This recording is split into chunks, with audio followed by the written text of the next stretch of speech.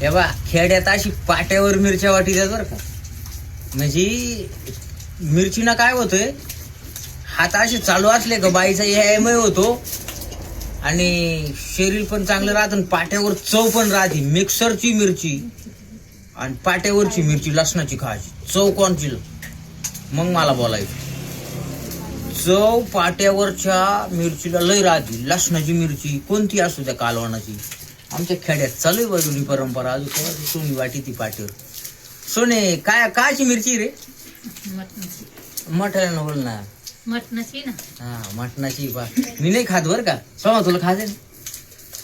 सोमाला दाखव असं ते खायचं ना. हा मग खाल्लं पाहिजे बर का. आणि खेड्यात अजून चुलीवर पाट्यावर लोक मिरच्या वाटीत्या आणि त्याच्यामुळे त्यांचं आरोग्य पण टाकाटक आहे. जिमवाल्यावानी एकदम म्हणजे पोट बीट नाही.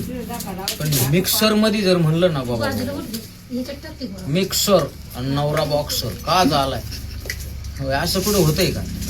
पहिले लोक तवलीत दूध तापवायचे. तवली कळती गाडग्याची अशी राहायची, कळती ना. आता त्यांना नाही कळत. जुने जे इडून माग जे 40-50 वर्षाची माणसं आहे त्यांना माहिती आहे. त्या तवलीतलं दूध एकदम खरपूस लागायचं, एकदम टेस्टिंग भारी. आणि माझं जर खोटं वाटत असेल तर तवलीतलं दूध एकदा खाऊन बघा. आपण करा केळी म्हणतो ना, आता आखाचा आणतात त्याच्यात दूध तापवून एकदा खाऊन बघा आणि मग मला सांगा. टेस्टिंग हे प्रोटीन पेक्षा भारी. ते सोमाला आज होती. आता मटण शिजायचं काम चालू आहे ना. दाखव का सोमा कसं असं तू खाणारच वाटते. ओके. आणि असं राहते व खेड्यामध्ये मोकळं बसायचं. आणि जे अजून जुनं चालू आहे तेच, आणि तेच मेन आहे बरं का. ते मिक्सर ते 1000 रुपयाला भेटतात. ते का घेता येणार नाही की एवढी लाईट आहे. पण नको, ते ओरिजिनल नाही एवढं. ते असं दळून काढितो, दळून असं गोल असं भिंगून.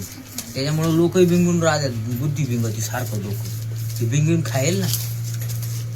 म्हणून बरं का एवढं ध्यानात ठेवा.